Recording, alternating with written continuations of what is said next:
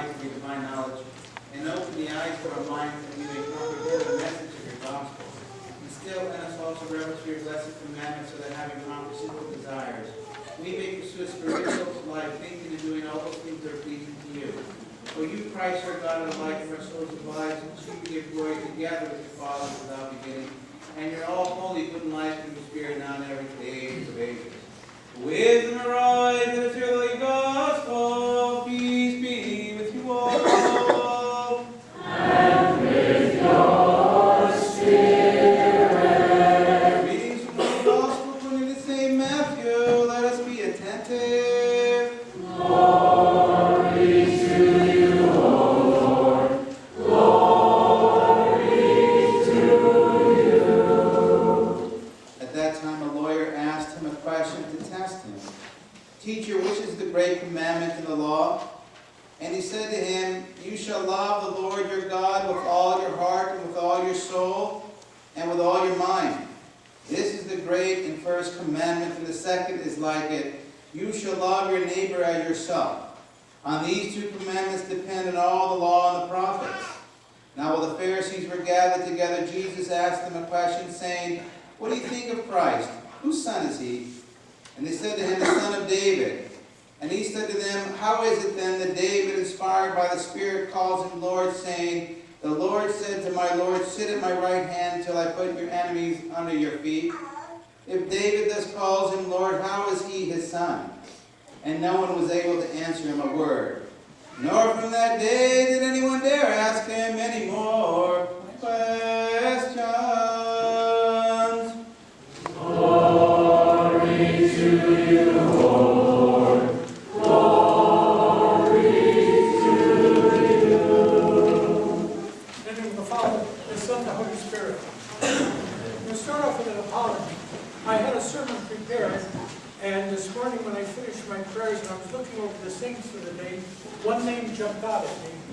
And I figured most people don't know too much about this saint, and yet he was a very influential saint in the Orthodox Church. Our father among the saints and equal to the apostles, Nicholas, Archbishop of Tokyo, evangelizer of Japan. Most people know very little about him, or if anything. So I won't give any dates because I didn't have a chance to research dates, but I know enough about his ministry. He was born in Russia in the latter part of the 19th century, graduated from the seminary, went to the Theological Academy, received what would be the equivalent of a master's in theology, was ordained a priest with monastic vows, became a bishop, and he was sent to Japan to evangelize Japan. And he knew as much Japanese as most of us do. So what did he do? The first 8 years of his ministry, he studied Japanese. He studied Japanese culture.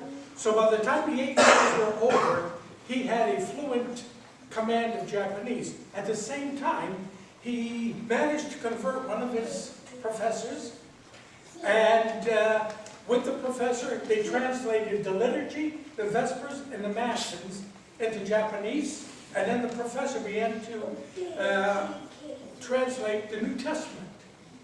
He had a little chapel, and he began to proselytize. He began to, among the people, almost what you see, you go downtown and you see these people on the corner calling people to join their faith. Well, he was almost like that. And he irritated one of the leading samurai in Tokyo. And this man threatened his life on several occasions. And he didn't back down. So the samurai broke into his apartment one night to kill him. And St. Nicholas started to talk to him. And said to me, at least let me explain to you what I'm doing. And you've probably already guessed what happened. He started to explain to this man. And the samurai wanted to become Orthodox. And he was baptized, chrismated. He brought in 2 of his closest friends. And they were converted. And then the word got around Tokyo.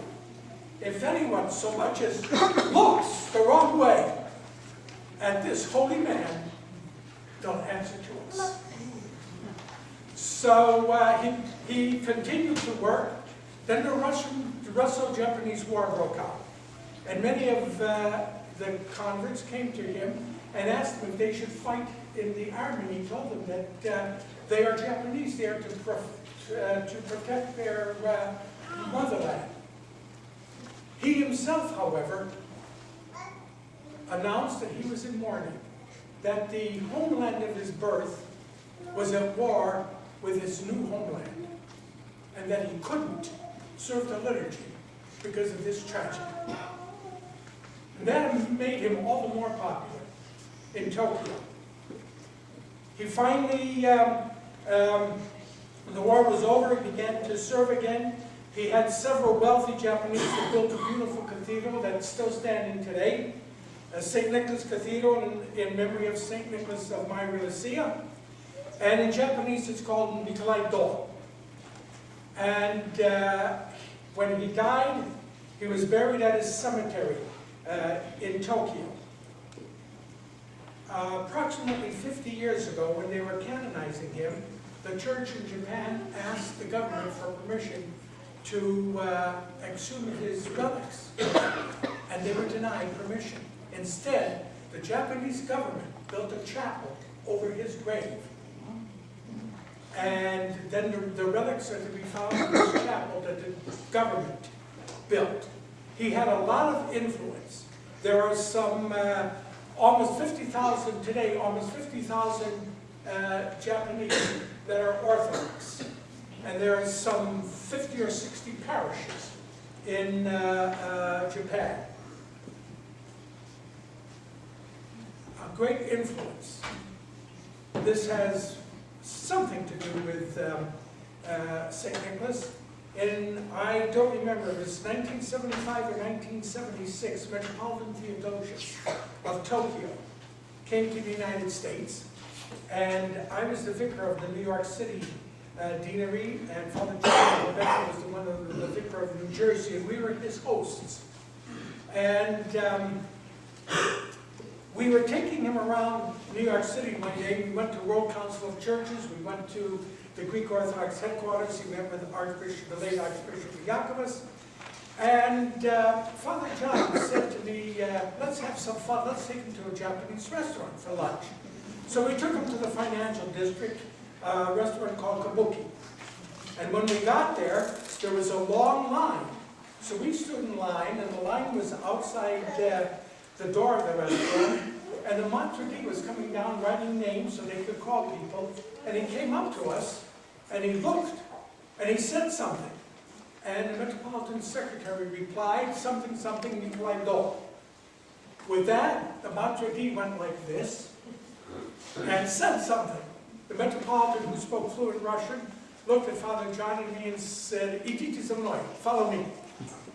We went in, we were given our own room, a private room, our own waiter, and when it came time to pay, we were told that it was on the house.